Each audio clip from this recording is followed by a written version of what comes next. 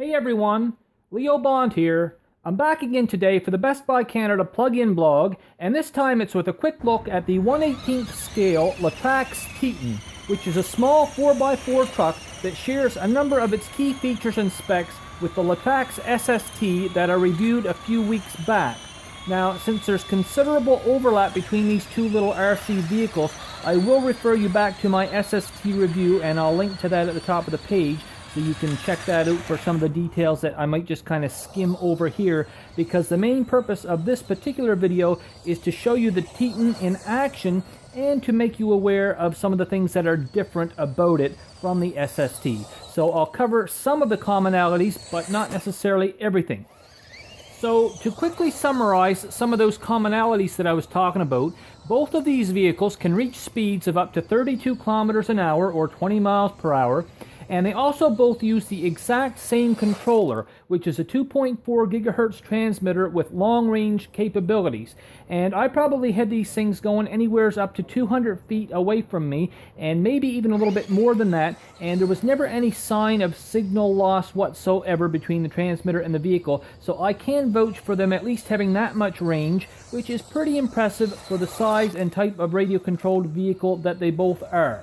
Now, they also both share the same power pack, which is a 7.2 volt NIMH battery, and they're also both meant to run for up to 15 minutes on a single charge. Although I didn't quite get that much running time out of them myself, it felt more like in the 10 to 12 minute range. Of course, I was running these things pretty hard throughout my testing. Now, both vehicles charge via an included 2 amp DC charger that, annoyingly, plugs into those car cigarette type lighters. Man, I really hate those. I guess Traxxas wants us all to run out and buy one of their Easy Peak Plus charging systems.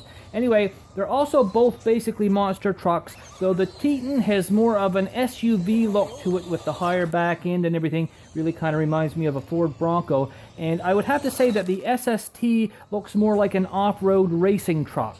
Now, additionally, both cars feature what LaTrax calls all-weather electronics, and that just means that they've both got full ball bearings as well as differentials with steel ring and pinion gears, so really high quality parts.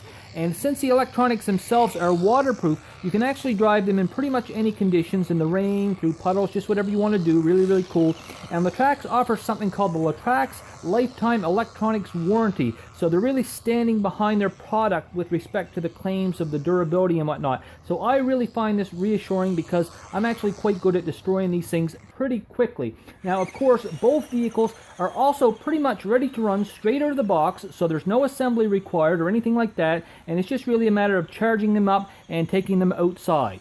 As for what's different about the Teton, well, of course, it's got a much different overall shape than the SST, so the outer shell is kind of higher at the back end, and I actually found that this made the Teton just a little bit less stable on uneven or hilly surfaces than what the SST was. When I tried to drive it on a sort of hilly, grassy area, it actually rolled over so many times that I really couldn't get it more than a few feet without it rolling over, and I didn't really get very much footage of driving it on this type of surface because it just wouldn't really go far enough to take in any good footage with. So it's a bit more top heavy than the SST, at least that was my final conclusion, although it did do perfectly well on flatter terrain and was maybe even a bit more fun than the SST because this one really kicks up the dirt quite well. And maybe part of the reason for that is the fact that the Teton has larger, more monster truck-like tires than what the SST has, and naturally, of course, they're very airy, and they've got excellent deep treads, which are great for grabbing at the road. Of course, both of these vehicles have really good suspension systems, complete with coil springs and oil-filled shocks,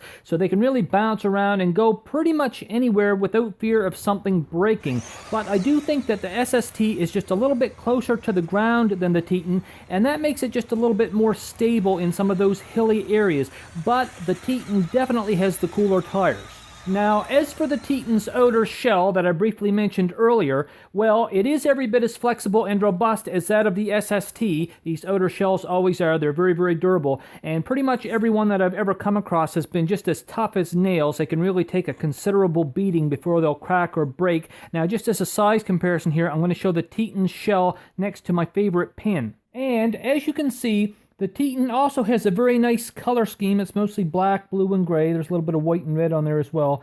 And it's really a whole lot of fun to play with. In fact, both of these LaTrax trucks are heaps of fun, and I definitely enjoyed testing them and would certainly recommend them to any RC car enthusiast, especially anyone that's just starting out in the hobby. You know, you're kind of testing the waters. You're not really too sure how deep you want to go with respect to your initial financial investment. In that case, one of these 1/18 scale models is definitely the way to go, because honestly, they have the same feeling of quality that much larger and more expensive Traxxas RC models have, without nearly as much initial cost. And that's all I'm going to say about the Teton, and for that matter, the SST for now. They are both highly recommended. Now, if you enjoyed this video or found it useful, please give it a like or a share, and do stick around for some of my upcoming videos. Things have slowed down just a little bit as the Christmas festivities kind of ramp up and my time has been more and more in demand, but I've still got lots to come, including some fun projects in the new year. I've actually got something big on the horizon with Hasbro Canada, and of course I'll still have lots of cool stuff from Best Buy as well. I've even still got a bit of a backlog of December reviews that I'll probably be posting throughout January. But anyway, just in case this turns out to be the last video that I get to upload before Christmas, I do want to say Merry Christmas to everyone, and I hope that you have an excellent 2017, and I'd also like to thank you for watching and sharing my videos. I really do appreciate it, but for now, I must say so long, and I'll see you in the next one.